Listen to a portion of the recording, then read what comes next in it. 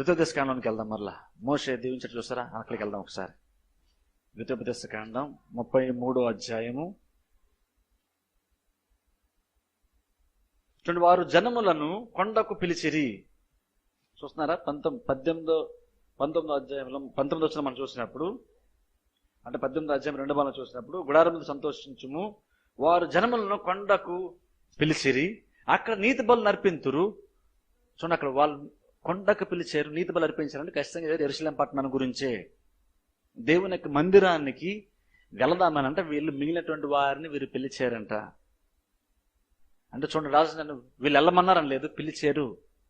నేను పిలవాలంటే మిమ్మల్ని ఎక్కడ రమ్మన్నాను, అక్కడ ఫస్ట్ ఆఫ్ ఆల్ నేను అక్కడ ఉంటేనే మిమ్మల్ని నేను అక్కడికి పిలిచిన అర్థం ఏంటంటే నేను ఉన్న చోటికి రమ్మని.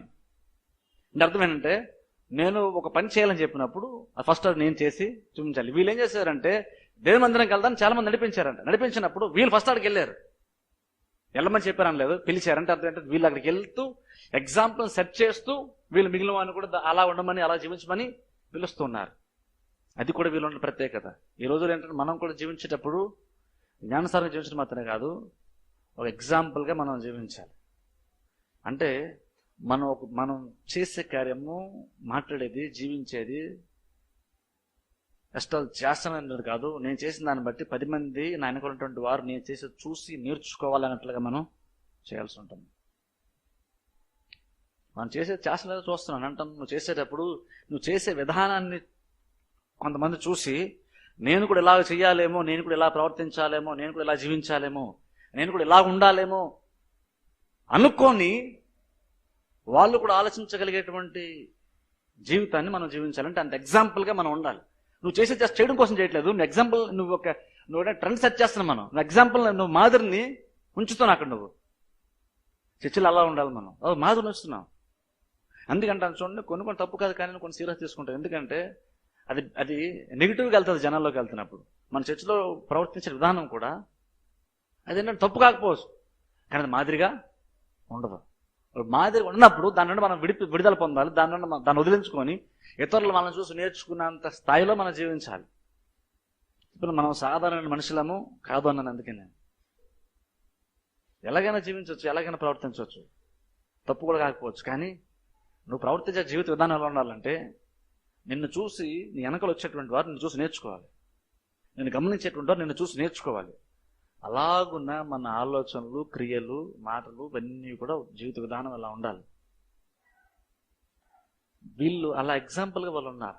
ఇప్పుడు చూడండి, ఈ రోజుల్లో మనం కూడా అదే. ఫస్ట్ ఆఫ్ ఆల్ గమనించండి, మీరు ఒకళ్ళ ఎగ్జాంపుల్గా తీసుకోవాలి, మీకంటే ఆత్మ సంబంధంగా బాగున్న ఎగ్జాంపుల్గా తీసుకోవాలి. ఒకసారి మీకు అనిపిస్తుంది అలా కష్టం అండి, అందరికంటే నేనే బెటర్ అనిపిస్తుంది. కష్టమేం కాదు, మీకంటే పై వాళ్ళు ఎవరో ఖచ్చితంగా చర్చిలోనే ఉంటారు. మీ చుట్టూ ఉన్నటువంటి వాళ్ళు ఎవరెవరు మీకన్నా బెటర్గా ఉండేవాళ్ళు ఉంటారు. అలా ఎవరు వీళ్ళు ఎవరెవరు ఉంటారు, వాళ్ళని చూసి వాళ్ళు ఎలా చేస్తున్నారు, ఎలా జీవిస్తున్నారు, అలా మనం నేర్చుకోవాలి. అది నువ్వు చేస్తున్నప్పుడు, నువ్వు ఫాలో అవుతున్నప్పుడు నీ వెనకలు ఉన్నటువంటి వారు నిన్ను చూసి నేర్చుకున్నంత స్థితిలో నువ్వు జీవించాలి. అంటే నువ్వు చేసేటువంటి కార్యాన్ని నువ్వు చేస్తే నువ్వు ఊరికే చేయవు, పెద్ద రీజన్ ఉంటేనే చేస్తా ఉన్నట్లుగా ఆ స్టాండ్లో మనం జీవించగలగాలి. అలా జీవిస్తే అది ఎగ్జాంపుల్గా మనం జీవిస్తున్నట్టు. ఇప్పుడు చూడండి, ఎగ్జాంపుల్ మన బైబిల్లో చాలా ఎగ్జాంపుల్స్ ఉన్నాయి. ఒకసారి యేసు ప్రభు శిష్యుల యొక్క పాదాలు కడిగారు. ఒక్కసారి తీయండి, బైబిల్లో వచ్చిన చూపిస్తాను. యోహాను సువార్త 13వ అధ్యాయం. యోహాను సువార్త 13వ అధ్యాయము. యోహాను సువార్త 13వ అధ్యాయము 15వ వచనం నేను చదువుతాను. యేసు ప్రభు శిష్యుల పాదాలు కడిగిన తర్వాత, యోహాను సువార్త 13వ అధ్యాయము 15వ వచనం నేను చదువుతున్నాను. నేను మీకు చేసిన ప్రకారం మీరును చేయవలనని. గమనించండి, యేసు ప్రభు ఆరు శిష్యులకి పాదాలు కడిగేశారు. కడిగేసిన తర్వాత ఇప్పుడు అంటున్నారు, ప్రభు ఎందుకు కడిగా ప్రభు మా పాదాలు అని అడిగితే అప్పుడు యేసు ప్రభు చెప్తున్నారు, నేను మీకు చేసిన ప్రకారము మీరును చేయవలనని మీకు మాదిరిగా ఇలాగూ చేసి తిని. అంటే అర్థం ఏంటంటే యేసు ప్రభు తక్కువ వాళ్ళు కాబట్టి వీళ్ళ పాదాలు కడిగారని కాదు, లేదా వాళ్ళకి ఆ హోదా ఉంది కాబట్టి వాళ్ళ పాదాలు కడిగారని కాదు.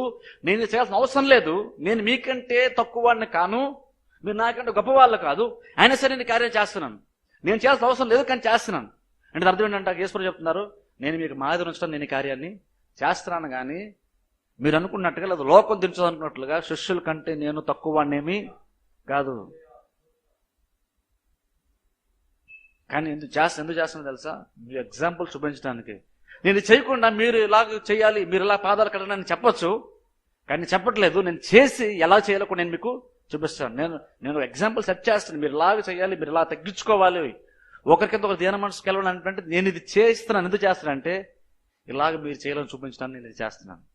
చేసేది అవసరం ఉండి చేయట్లేదు, మీరు దీన్ని చూసి నేర్చుకుంటారని నేను చేస్తున్నాను అంటున్నారు.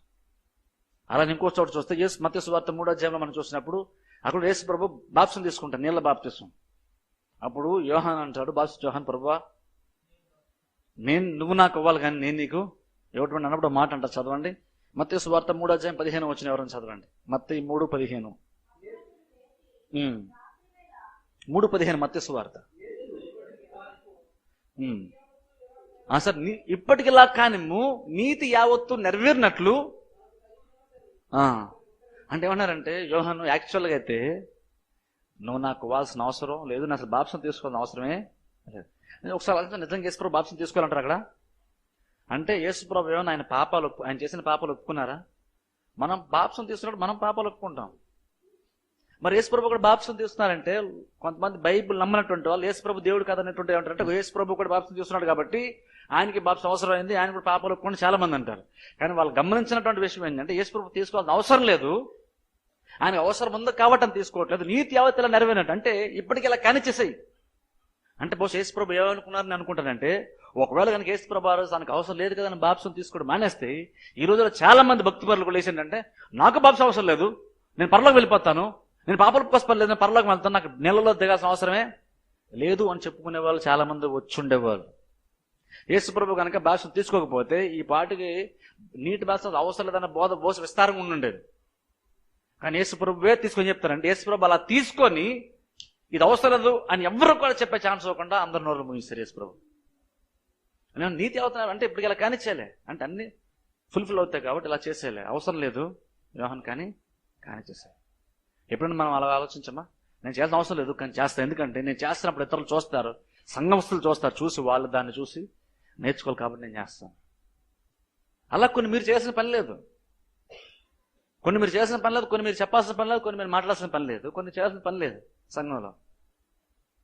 అది మీ స్థాయికి తగ్గట్టు కూడా కాకపోవచ్చు. కానీ అంటాను మీరు చేయకపోతే పెద్ద తప్పు కాకపోవచ్చు కానీ చెయ్యండి అంటాను. ఎందుకు తెలుసా? నువ్వు చేస్తున్నప్పుడు నిన్ను చాలా మంది గమనించినప్పుడు వాళ్ళకి అర్థమవుతుంది నేను కూడా బహుశా ఆ వయసు వచ్చినప్పటికీ లేదా ఆ స్థితిలో వెళ్ళినప్పటికీ నేను కూడా ఇంకను చెయ్యాలి. నువ్వేం చేస్తావు అంటే జస్ట్ నువ్వు క్యారియర్ చేసి అక్కడితో పని అవ్వకూడదంటుంది కదా. అక్కడ నడితే నువ్వు పని అవ్వకూడడం ప్రాముఖ్యం కాదు అక్కడ. అయినా చర్చిలో కొన్ని యాక్టర్స్ మనం చేస్తున్నప్పుడు ఆ పని అయిందా లేదని దానికోసం ఆలోచన చేయట్లేదు నేను. అందుకే పని చేస్తున్నట్టు ఎలా చేస్తున్నా కూడా అంటాను. ఎందుకు తెలుసా? మనం చేయడం వరకు చూసుకుంటే రేపు తర్వాత జనరేషన్ కూడా చేసావు లేదని చూస్తారు.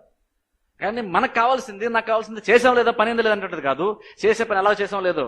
ఎందుకంటే నెక్స్ట్ జనరేషన్ కూడా అలాగే ఆ పనిని కంటిన్యూ చేయాలంటే చేసే దాంట్లో రాజీ పడకుండా చేయాలి.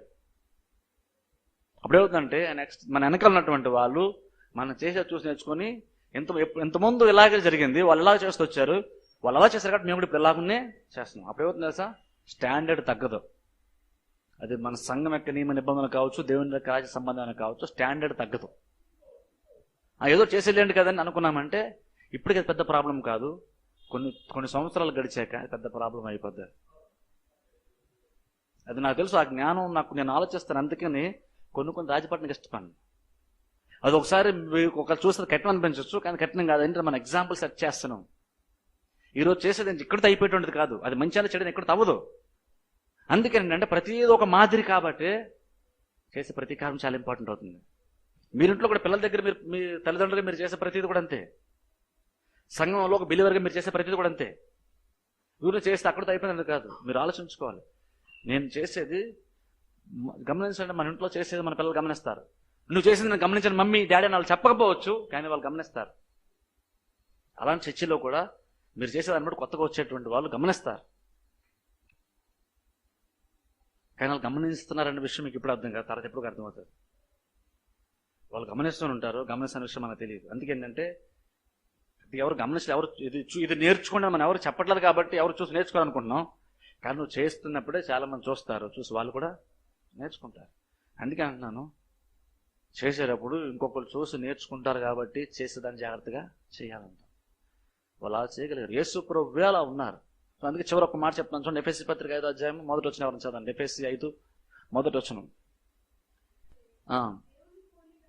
సరే, ఇప్పుడు ఆశ్చర్యకలిగే విషయం ఏంటంటే, పౌలు అన్నాడు నన్ను పోలు నడుచుకుని పౌలు చోట చెప్పాడు. కానీ అదే పౌలు అంటున్నాడు ఇక్కడ, ఎవరిని పోలు నడుచుకోమంటున్నాడు? అసలు ఇప్పుడు నాకు ఆలోచించాను. మనం ఎంతసేపు మనకంటే తక్కువతో కంపేర్ చేసి వాళ్ళకంటే నేనే బెటర్ అండి అంటాం. కానీ పౌలు అంటున్నాడు, నువ్వు చుట్టుపక్కలతో కంపేర్ చేసుకోవడం కాదు, నీ ముందు వెనకాల పక్కన కూర్చున్న వాళ్ళతో కాదు, పక్క చర్చ్ వాళ్ళతో కాదు, దేవునితో పోల్చుకొని దేవుణ్ణి పోలి నడుచుకోండి. యేసుప్రభు మాట చెప్పేస్తాం. దేవుడు అన్నాడు, నేను పరిశుద్ధులను కనుక నువ్వు పరిశుద్ధులై, నేను శక్తిమంతుడు కనుక మీరు శక్తిమంతుడు అని చెప్పలేదు యేసుప్రభు దేవుడు. కానీ పరిశుద్ధత అనే విషయానికి వచ్చేసరికి మాత్రం నేను ఎలా ఉన్నాను మీరు ఎలా ఉన్నాను అన్నారు. మనం అనుకుంటాం అసలు ఆ స్టాండ్లో ఎక్కడ రీచ్ అవుతామండి అంటాం. కానీ దేవుడు చెప్పాడు, నేను ఎలా ఉన్నానో మీరు అలా జీవించండి. నేను పరిశుద్ధుని కాబట్టి మీరు కూడా అలాగే పరిశుద్ధంగా ఉన్నాడు. అంటే దేవుళ్ళగా ఎవరుంటారండి అనుకోండి, ఇంకా ఇలాగే జీవిస్తున్నాం మనం. ఎందుకంటే వచ్చిన తప్పుదారు చేస్తున్నాం. నన్ను పోలు నడుచుకుని దేవుడు చెప్పినాడు, నేను దేవుళ్ళగా ఉండాలండి, నేను దేవుళ్ళగా ఉండాలి అనుకుని ఆ స్థాయిలో ఉన్న ప్రయత్నం చేయడం మానేసి దేవుళ్ళే ఎవరు ఉండగలుగుతారండి అని చెప్పేసి ఇంకెలాగనే జీవిస్తున్నాం. దీంతో సాటిస్ఫై అయిపోతున్నాం మనం. నేను బైబిల్లో పౌలు అంటున్నాడు, దేవుణ్ణి పోలు నడుచుకోండి అంటే చూడండి, మన మీద దేవునికి ఎంత ఎక్స్పెక్టేషన్ ఉందో ఒకసారి ఆలోచించండి. నన్ను పోలు నడుచుకోండి, నేను పరిశుద్ధంగా మీరు పరిశుద్ధం అంటున్నారంటే అర్థం ఏంటంటే నేను ఎలా జీవించి మీరు అలా జీవించను అంటున్నారు. అసలు మనకి అది కొంచెం కూడా మైండ్లోకి ఎక్కట్లేదు. దేవుడు అయితే ఇలా ప్రవర్తిస్తాడా అని ఆలోచిస్తే అప్పుడు మీ ప్రవర్తన అంటే మీకు అర్థమవుతుంది. నన్ను దేవుని ప్రియమైన బిడ్డలుగా పోలు నడుచుకుని అన్నప్పుడు నేను ఈ సందర్భం ఇలా బిహేవ్ చేశాను కదా, ఇలా మాట్లాడాను కదా, ఇలా చేశాను కదా, దేవుడైతే నిజంగా అలాగే బిహేవ్ చేస్తాడా? అలా కంపేర్ చేస్తే అప్పుడు మన స్థితి అంటే మనకు అర్థమవుతుంది. కాబట్టి గమనించండి, సంయోచితమైన జ్ఞానం, మాదిరికరమైన జీవితం, ఈ రెండు ఇస్సాకారు గోత్రం మనం నేర్చుకోవాల్సి ఉంది మనం. కాబట్టి ఈ వాక్యం ఉన్నాం కాబట్టి దేవుడు మరలా వాక్యం ద్వారా మనం పురుకొల్పాడు కాబట్టి ఇప్పటివరకు మనం జీవించిన జీవితానికంటే ఎక్కువ నుండి ఈ క్షణం నుండి మనం కొంచెం స్టాండర్డ్ని రేస్ చేసుకోవాల్సి ఉంది. మన యొక్క స్థితిని కొంచెం పెంచుకోవాలి, స్టాండర్డ్ పెంచుకోవాలి. అలా పెంచుకునేటువంటి ఉద్దేశంతోనే ప్రతి కార్యాన్ని చేయాల్సి ఉంది. మీరు చర్చకు వస్తున్నప్పుడు, చర్చలో కూర్చునేటప్పుడు, చర్చలో చేసేటువంటి కార్యాన్ని కూడా నేను చెప్తున్నా మళ్ళా జ్ఞాపకం, తప్పు ఏమీ కాదు, మీరు చేసే కొన్ని తప్పు కాదు, అయినా సరే కొన్ని క్వశ్చన్ చేస్తారు. ఎందుకంటే తప్పు అని కాదు, జ్ఞానానుసారం కాదు. చర్చలో కూర్చునే విధానం, ప్రవర్తించే విధానం, వాక్యం వింటున్నప్పుడు చేసేటువంటి పనులు, కూర్చునే విధానం, ప్రార్థన చేసేటప్పుడు ఉండేటువంటి విధానం, బైబిల్ చదువుకునేటప్పుడు, ఇవన్నీ కూడా వస్తాయి. చర్చకు వచ్చేటప్పుడు ఇవన్నీ కూడా చాలా ఇంపార్టెంట్. అది నేను గమనిస్తాను. అంటే మిమ్మల్ని గమనిస్తాను చెప్పట్లేదు, నా జీవితంకి వస్తే నేను గమనిస్తాను. అందుకనే కొన్ని ఏంటంటే అవాయిడ్ చేసేస్తాను. ఎందుకంటే నేను ఎగ్జాంపుల్గా ఉండాలి కాబట్టి, హెచ్లో కాపురం ఎగ్జాంపుల్ ఉండాలి కాబట్టి ఎలా పడుతున్నాను వీలు లేదు. తప్పేమీ కాదు, కానీ ఎగ్జాంపుల్గా ఉండదు. ఎందుకంటే కొన్ని వదిలేస్తాం. అవి తప్పు కాదు, కానీ కొన్ని వదిలేస్తాం. ఇప్పుడు చూడండి, చర్చిలు, అందుకని చర్చకు వచ్చినప్పుడు వాతావరణం ప్రత్యేకంగా కనబడాలంటాను. చర్చలకు వచ్చినప్పుడు వాతావరణం చాలా డిఫరెంట్గా ఉండాలి. కొత్తగా ఎవరు వచ్చినా సరే చూసినప్పుడు వీళ్ళందరూ ఎంత ఇదిగా ఉన్నారంటే నేను కూడా ఇలా ఉండాలని, కొత్తగా వచ్చినప్పుడు కూడా మనం చూసి నేర్చుకునేటట్టుగా మనం ఉండాలి. ఈజీగా ఉండడం కాదు, ఏదో మనం ఎక్కడో షోకి వచ్చి కూర్చున్నట్టుగా, ఇంట్లో చూస్తున్నప్పుడు టీవీ చూస్తున్నట్టుగా ఉండడం కాదు. చూడండి, నేను కొంతమంది గమనిస్తాను కదా, పాస్టర్స్ చాలా మంది స్టేజ్ మీద కూర్చుంటారు, మీటింగ్ వద్దప్పుడు సెల్ ఫోన్లో మాట్లాడతారు. మళ్ళీ వాళ్ళు ప్రసంగం చేసేటప్పుడు మాత్రం ఇంకో ఎవరు సెల్ ఫోన్లో మాట్లాడకూడదు. తప్పు కాదు, కానీ ఎగ్జాంపుల్ ఉంటుందా? ఎగ్జాంపుల్ ఉండదు.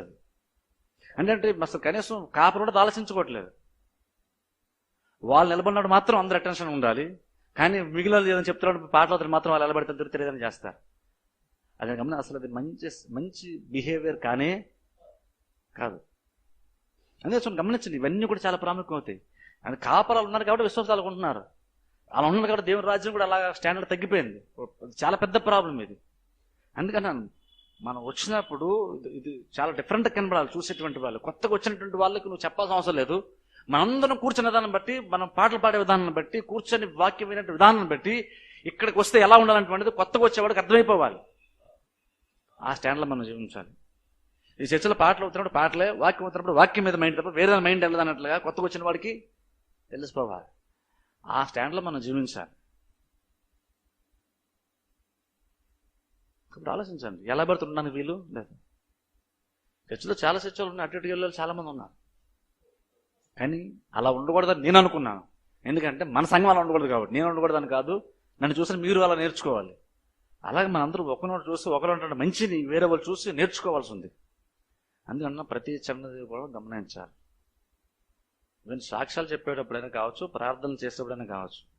ఒక వ్యక్తి ప్రార్థన చేస్తున్నప్పుడు నీకంటే బెటర్గా ప్రార్థన చేయగలిగితే నువ్వు చూసి నేర్చుకో.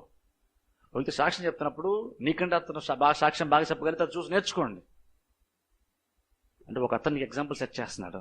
నువ్వు నేర్చుకున్నప్పుడు నిన్ను వేరే వాళ్ళ ఎగ్జాంపుల్గా అనుకుంటా. అప్పుడేమవుతుంది తెలుసా, సంఘం పర్ఫెక్ట్గా ఉంటుంది. అప్పుడు ఒకరి నుంచి ఒకరు నేర్చుకొని, ఇప్పుడు చూడండి, తప్పులు ఎత్తుతో ప్రతి వాళ్ళు తప్పులు ఉంటాయి అంటున్నారు. ఎవరిలో ఏ మంచి ఉందో చూసి నేర్చుకో.